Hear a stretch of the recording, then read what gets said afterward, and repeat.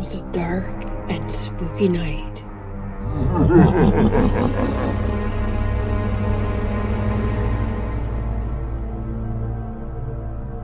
Hey, it's Care.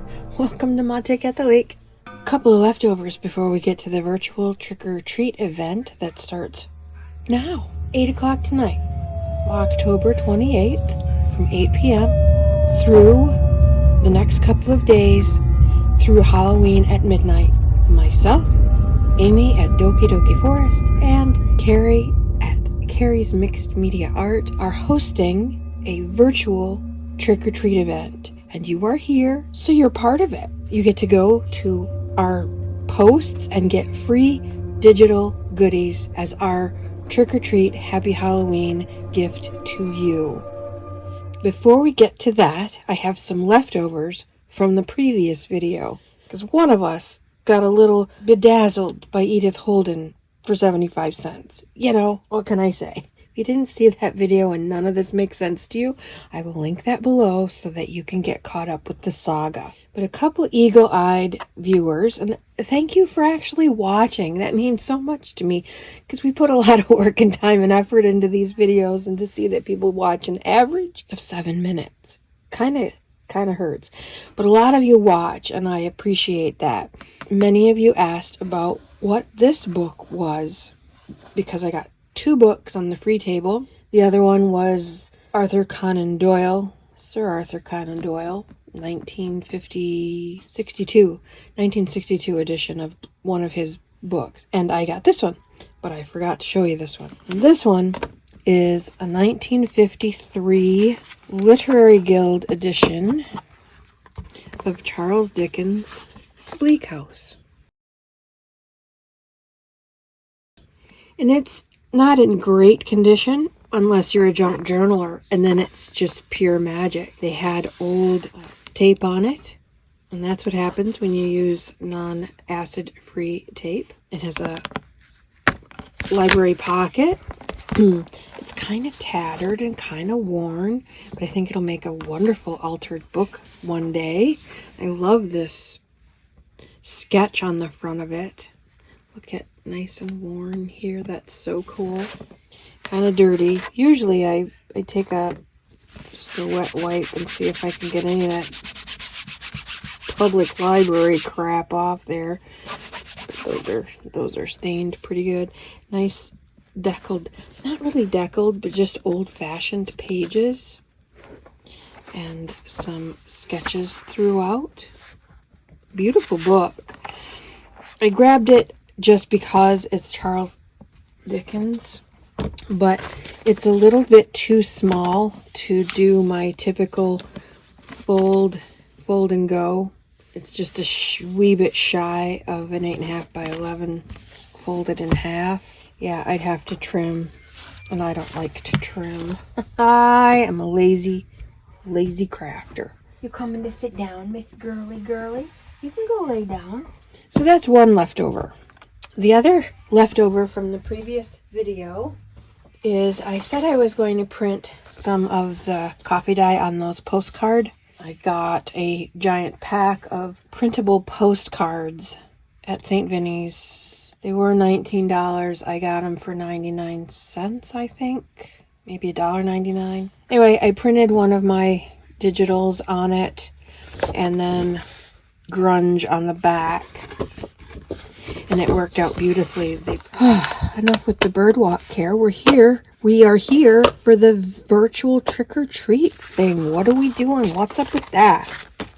Well, I will tell you what is up with that. We are going to do a make today. Usually I don't craft on camera. I end up crafting 5 minutes here and 3 minutes there and 5 minutes here when I have 3, 5, and 10 minutes. So usually I don't craft on camera, but today I'm going to, because it's a special event. We are going to make mini Halloween journals. These are so fun.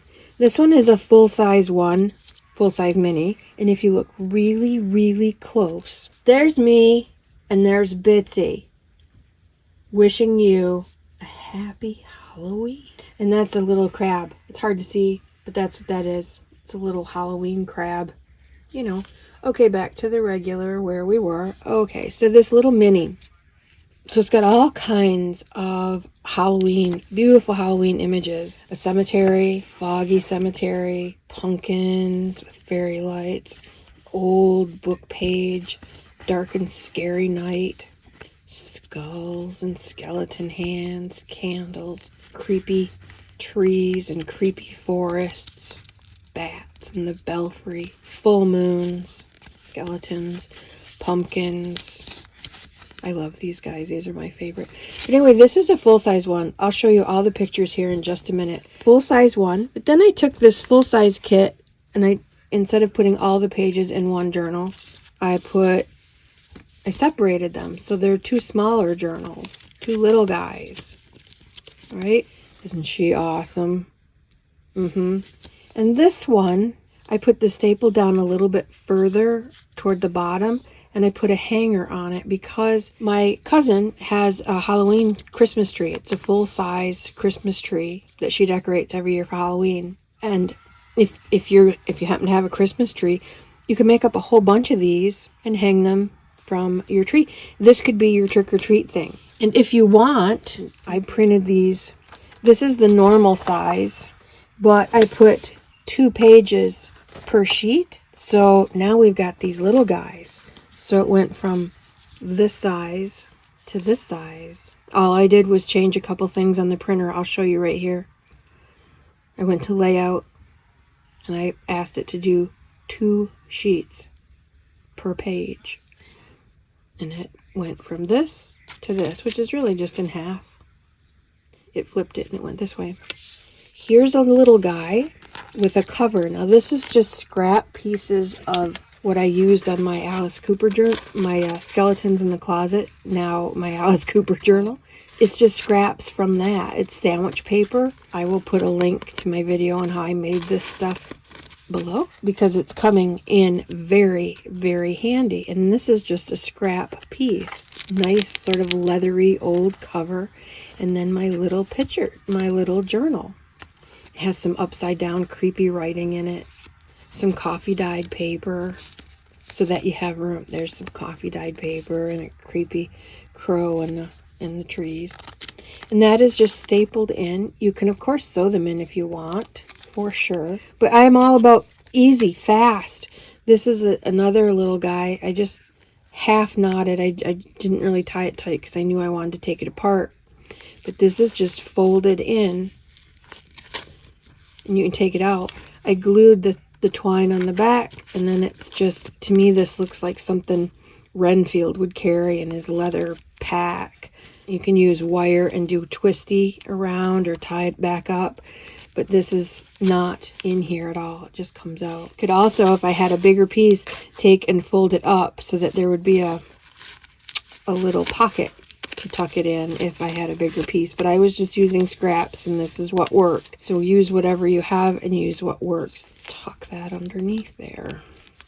So these I made them super, super, super easy for you to make because what I thought was you could print off a whole bunch, tear them up, make up these and hand them out at Halloween. If not this Halloween because we're getting down to the wire, but for next Halloween for sure. If you have a Halloween tree, make up a whole bunch. And these are all the same images. I just changed the order so that they all look different.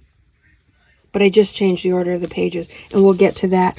But I thought if you hang them on your tree, kids could come and pick one off the tree, or you could hand them out in Halloween packets. Of course, give the Snickers too.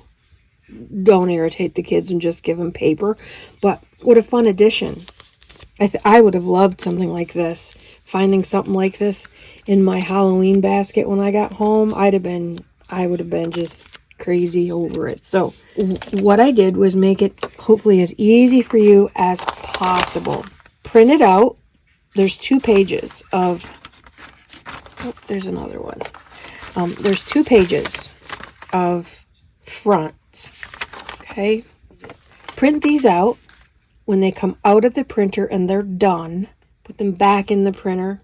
Feed. Mine, I have to put them face up, and it doesn't matter which way. If everything had to be upside right, then it would matter. But I made the backs so that whether or not they're upside down or not, it doesn't make any difference. So then I put them back in the feed and then print the backs. And it just has creepy writing. One is upside down and one is not. But either way, it doesn't matter. One is spatter and it's just creepy writing. So it doesn't matter if it comes out upside down or not. The upside down stuff is creepy. And I did the same thing when I shrunk it down to the little. So here's one set of fronts. Here's the other set of fronts.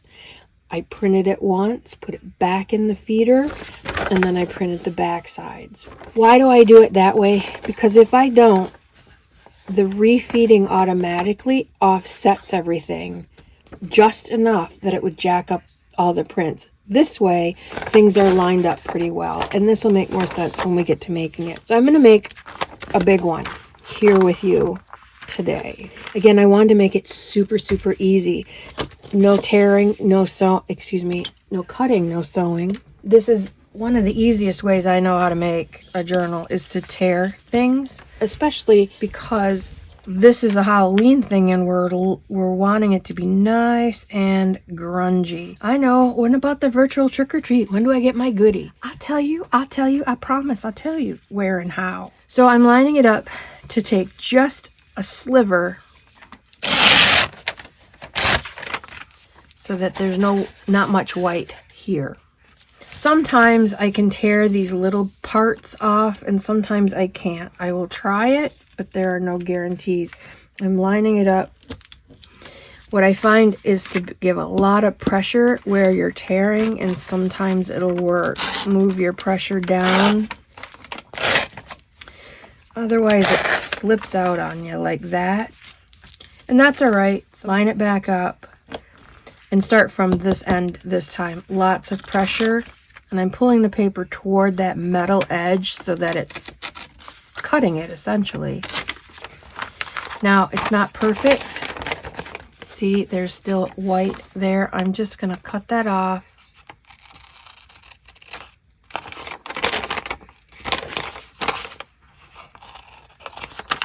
And then, because I like things matchy-matchy, I'm just going to rough that fresh cut up a little bit so that it matches the rest of it.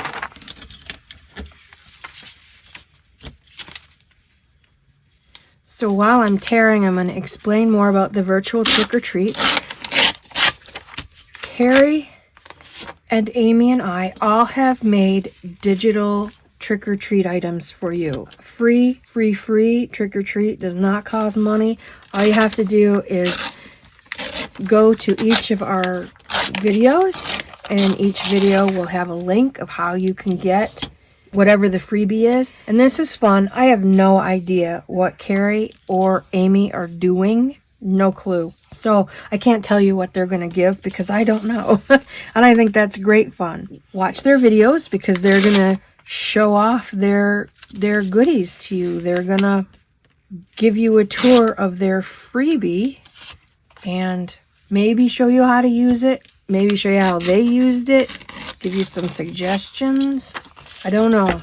But you'll go to each of our videos. Since it's Halloween and since it's virtual trick-or-treat time, I am going to do several Halloween videos, probably 4 in a row, one for each day of the virtual trick-or-treat event. And I'll give you a sneak peek, a verbal sneak peek. I am going to show you what I ended up doing with my skeletons in the closet journal. Very excited about that. It's turning out so fun. I am going to, last year at the last possible moment, I decided I wanted to play the Halloween game, which happens a lot. I usually wait till the last minute, even though I love Halloween. And I made a pretty big Halloween kit. So all you gotta do is print it off. Do like I told you for this. Print it all off. It's borderless. Print it borderless. Flip them over. Print the backs. Fold them in half. and put them in a cover. Well, I only got as far as printing off the kit. I didn't make anything. I ran myself out of time. So I want to put that together. So that's going to be a craft with me, and that's probably going to be a long one because I have to make the cover. I've got to do the whole 9 yards. Now, you'll see I'm not being terribly careful. This corner got off. This is smaller. You see I'm leaving different amounts. I'm baking some paper as we speak, so hold on. I should say boiling paper, not baking paper. That would be crazy. If I were baking paper, I would not leave it unattended. But it's got plenty of liquid in it, so it's not gonna burst into flames. Anyway, back to the Halloween videos that I'll be doing throughout this event. I'm gonna put together my Halloween journal, and like I said, that'll probably be a long craft with me. If I were braver, I would go live, but I have no idea how to do that, especially with just one camera. I'm going to have to figure all that out, but I'm sure it can be done, just not by me this week, or next week either. And I also got all the stuff last year to put together a sort of autumnal, kind of witchy project. That's an altered encyclopedia. All I did was gather the stuff. I bought an awesome, beautiful kit that I can't wait to use. And I had dyed some papers that are just amazing. And that's as far as I got. And then we were on to Christmas, you know. Good God. So I'm going to work on those. Get them closer to done. I don't think I'll finish them this year either. But I don't care. All right. So I still have this one with this. And I know that's way too tiny for me to be able to tear. So I'm just going to cut it. And then run that paper through the V of my scissors just to rough that edge up a bit.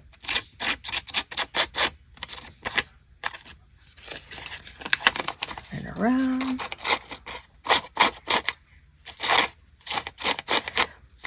You can come in. Are you coming in?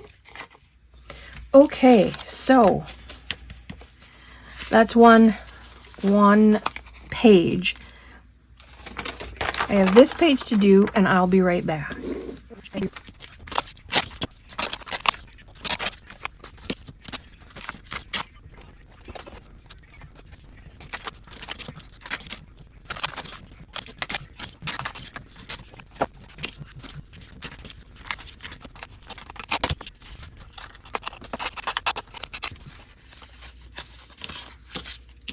Okay, so I have them all torn out. On my fronts and my backs, and they're all different.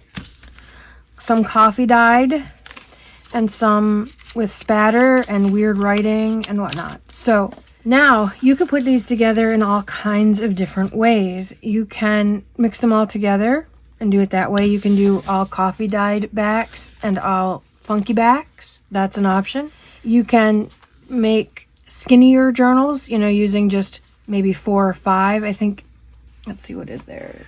3, 6, 9. There's 9, so it's not a fun even number, but you can do 4 pages and 5 pages. So a lot of options.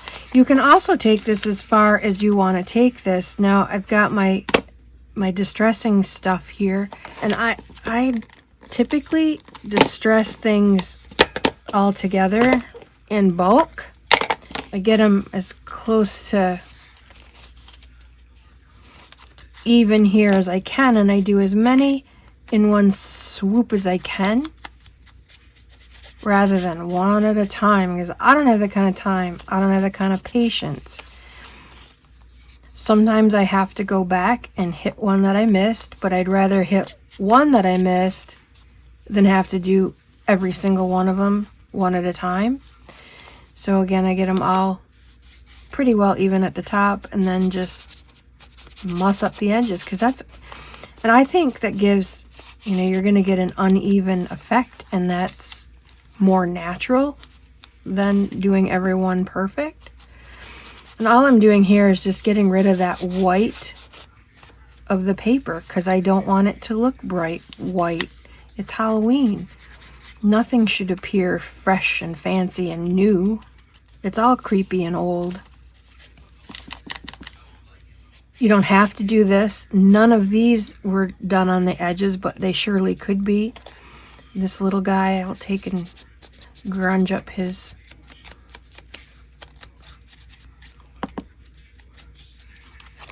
pages.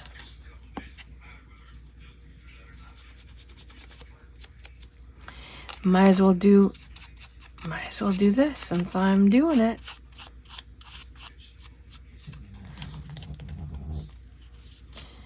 Fold it in half. There's a staple there, you can grunge that up too. May as well.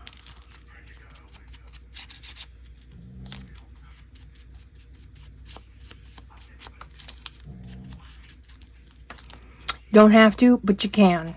You can take this as far as you want. You can decorate them if you want to. Put little tiny images in there for sure. You can write little things. You could print out some Edgar Allan Poe poems and print them really, really small. I don't know the measurements. You'll have to measure. I don't measure. Whatever yours turn out, print them out and stick them in. Cut out of scary books. Take an old copy of Dracula and put some of the words in there from Dracula. So I did this one in black. I can do this one in vintage. Black soot. I was going to do archival, but I couldn't get the lid off. So next. Yeah, it's kind of messy, this part.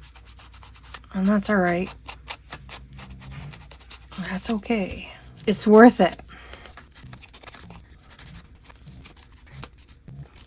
Oh, there's two shorties down in there.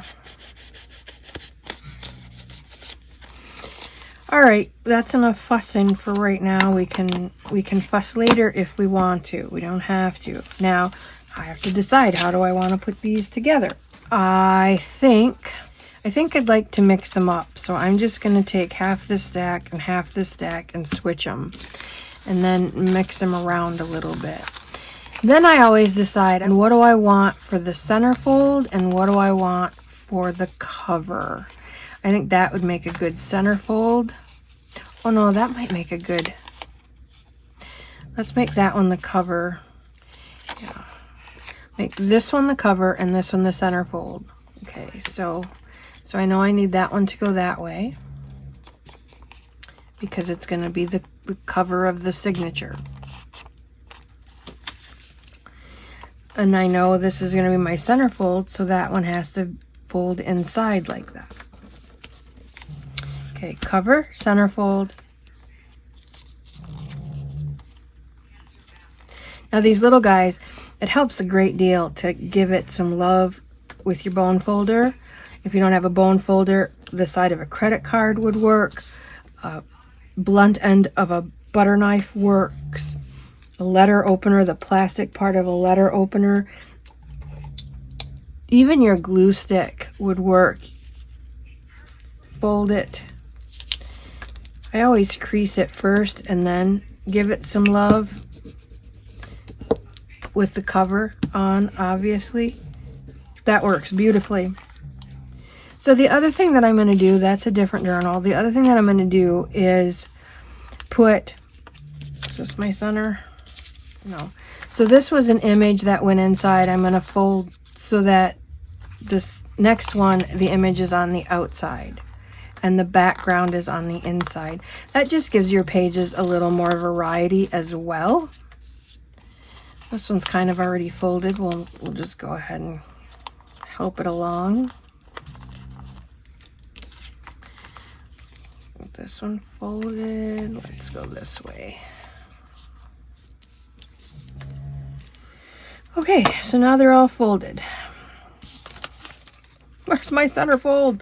There's my centerfold. So then I can just put them in however I want to put them in. I like to alter them so that I have image, background, image,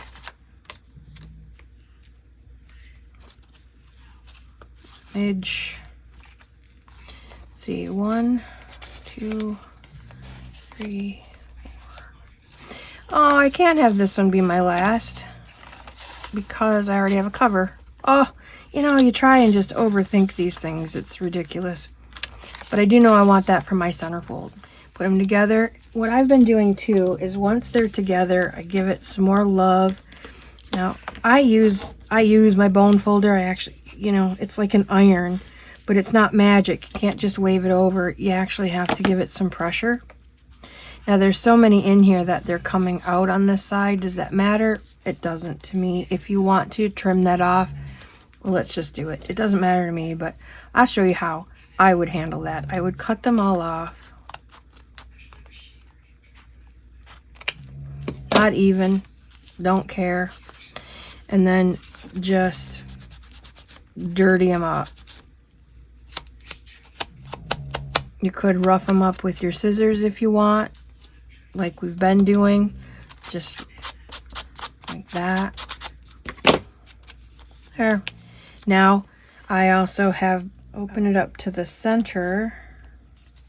Shouldn't be very hard, but it seems to be difficult. There. Open it up to the center. Put that sharp, super thin sharp ruler down into that crease and just get all the pages down into that crease as best you can and crease it.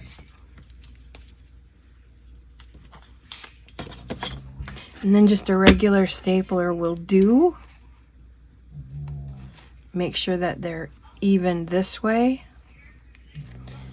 I like my staples to be on the claws to be on the inside, so, and on these bigger ones,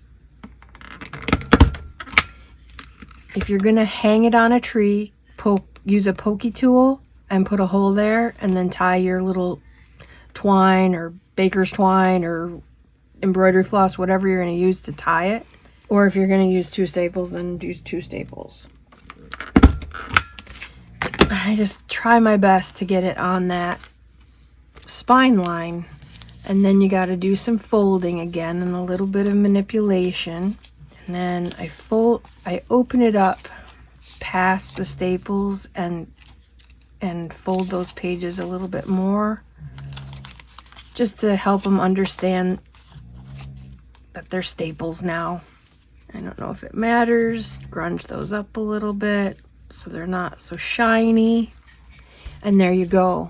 A nice little journal. You've got grungy pages and creepy pages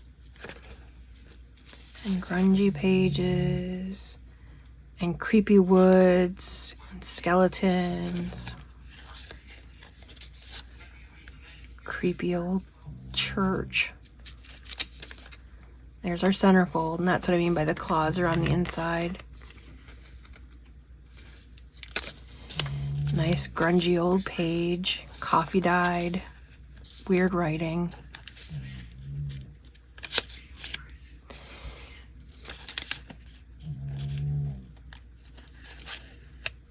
There you go. So here's our pictures. Nice old creepy woods. There's an owl here. Oh, I gotta stand up. There's an owl here. So fun. Some pumpkins and a crow. And some bats at the cemetery. Skeletons. They look like they're sitting at a bar to me. I don't know. Maybe that's just me. Pumpkins and a tree with some bats. I love these guys. They just make me laugh. Pumpkin and fairy lights. Some skeletons. A nice brew, and again, me and Bitsy taking off to our next party. He's from last year's. I just loved him so much. He's got a spider in his eye. I just think he's so fun. Creepy moon with bats, more foggy cemetery. There's that old church with a vintage page. Creepy crow. This reminds me of Stephen King. This was in the big kit last year too, I think. Kind of an apothecary looking place. She's creepy. Who's that magician girl that wears her hair like that and she creeps out all the... I think she's on America's Got Talent. I've seen once or twice. Creepy girl. Fun. Full moon. And again, the backgrounds are... This one isn't on Etsy yet. It's an it's a burgundy, sort of. It's not on Etsy yet, but it will be. This is either the regular coffee or the dark forest coffee. It looks like the regular to me, and this is the teal from my coffee collection. I said I'd show you the lavender ice. That'll be on the next video when I do the Halloween kit. I made some new pages, and the lavender ice is in that, so we'll do that at the other video. This is your trick-or-treat item. This is what you get for free. All you have to do is click on the link below, and it'll take you to my Patreon page, but you don't have to sign up. You don't have to do anything. You just have to get to that link, and there'll be a PDF that you can download, and it'll be yours forever. You can, like I said, print out some and give them away for next year at Halloween. If you have some time, give them away this year. Make a whole bunch and decorate your Halloween tree, or hang them where the kids are coming, and they can each pick one off the whatever you're hanging it on. You can go ahead and make teeny weeny little tiny ones just by manipulating your printer settings a little bit. Tell it you want 2 pages per sheet, and you'll get these teeny little guys. But this is my happy Halloween gift to you. If you would like to have it to play with, please go ahead and click on the link. It'll take you to my Patreon page, download the PDF, and it's yours forever. Also, linked below will be as soon as they're available. And Amy and Carrie, if you're watching, no rush. You have all 4 days to do this, so no rush. Whenever you're ready, when they put out their videos, I will link them below. Watch their videos, and they'll tell you how to get their virtual trick-or-treat goodies for you. I hope you had fun with this. I have been having a ball. I keep printing them and misprinting them and goofy printing them and experimenting. I've got so many of these, but it's fun. You can just do it sitting watching TV after dinner. You can just tear them up and fold them up and make some cool little journals. The other thing that I was thinking that I hadn't done yet, but put 3 together. Take these bigger ones and make a regular little journal out of them, and make a little cover, 3 signatures, 5 signatures, whatever you want, and make a regular little journal out of it. That would be very cool too. Those would make great gifts. I don't know about you, but in my family, we exchange gifts on Halloween because we love Halloween almost as much as Christmas. Maybe more, because there's a whole lot less pressure on Halloween. The other thing that you can do too is, if you can make them smaller, then you can make them bigger. If you want a little bit bigger size, you can do that as well. That will get complicated with your backgrounds. I'm not sure how that's going to work. So, if you want to do that, that's all you. But the way it's set up right now, it's easy peasy. Print it, take it out, put it back in the printer, print the back, tear them with a ruler, fold them up, and staple them together. It could not be easier. I hope you have fun with this. Let me know in the comments below, and if you do go to Patreon and get it, just put a little, it's just like YouTube. You can leave a little heart like you like it, or leave a comment, oh, I love this. It's open to the public. Anyone can get it. So don't be afraid that you'd have to put money in or anything. There's no money involved in trick-or-treat. Trick-or-treating is free. Go ahead and click the link below, and you have a happy pre-Halloween day, and I will see you in the next Halloween video. Go love up your beastlies. Make sure they don't get into the chocolate, and make sure that they're not scared on Halloween.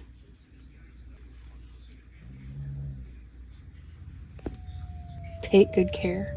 Mate at the lake. Out for now.